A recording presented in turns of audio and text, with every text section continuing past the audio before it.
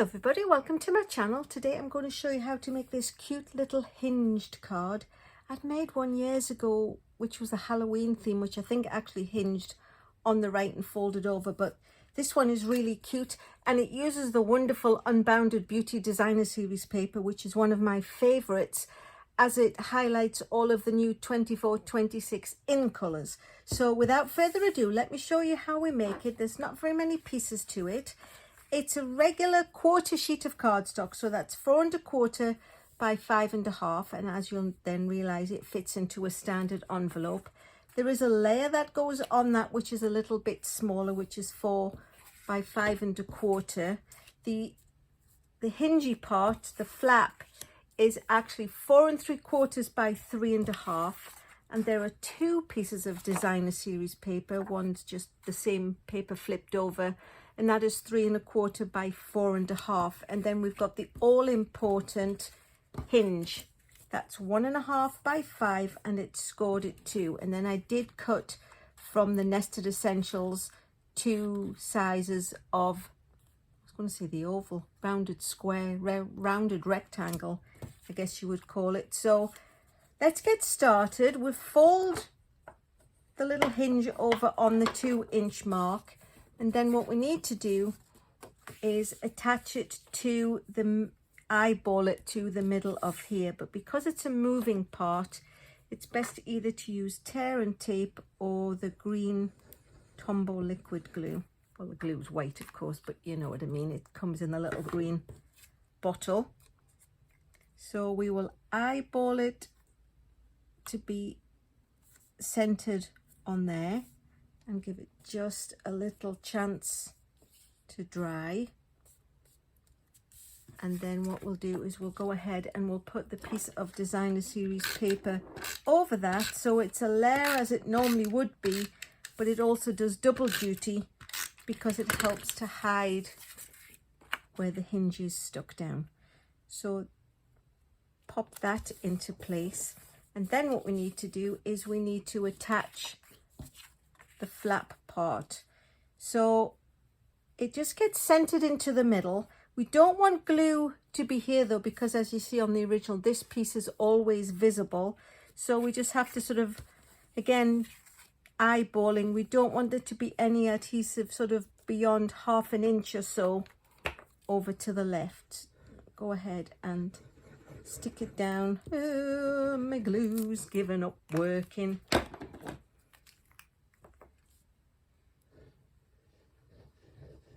Oh no, my glues they died on me. There we go. So as long as we've got some to hold it down, and then we can eyeball it into place so it's a nice even layer, and that will hold that down. So I'm going to pop the Designer Series paper, which matches, onto the front. Side which way round I think would be nice, so we'll pop that into place. And then on the inside we're going to put another piece, just so again it hides where the hinge is attached, but I'm going to use the paler side for the inside so it doesn't compete with the main star of the show side. So we'll stick that into place, and then we just need to do a little bit of stamping and we'll be good to go. Because this is such a pretty paper, I honestly didn't want to cover too much of it up, so I only cut the greeting piece this big specifically for that very reason. So we're going to take the Pretty in Pink ink and we'll stamp a little flower in the bottom right hand corner, and then we'll put one in the top left hand corner of the front greeting. And then I'm going to be using Just a Note, which came from the Simply Said stamp set, which I actually am really fond of. It's just got so many sayings, but I love Just a Note because Just a Note is a lead into anything, isn't it, really? Just a note to say hello, just a note to say I love you, just a note to say congratulations, just a note. So we'll close the ink up, keep it safe. And then what we'll do is we'll just go ahead and stick this on the inside. And like I say, it's a small piece, but just so it doesn't detract too much.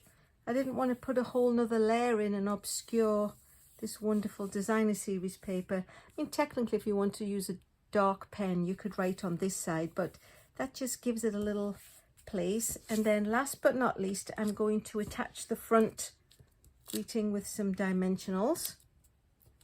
And as there's no doodads or anything else to compete with, we can put quite a few on. And then, to be honest, we can base it really on where the designs are, where the flowers are on the front, so you don't lose too many of them. So I think I'll pop it just in the same place, and there you have it, to the same. It's really quite interesting. It's a nice little different. It shows all the paper on the front and the back, so you get to see what's on the inside and what it leads into. If you like what you've seen, please consider subscribing. Give me a thumbs up. I always like thumbs up. Thank you so much for those in advance. The directions and dimensions, as always, will be on my blog. Quite often I go back and I think, oh, you know what would have made a nice card in that? I'll put something else on. So always check back a few days later and see if there's any more updates. And last but not least, thanks so much for watching.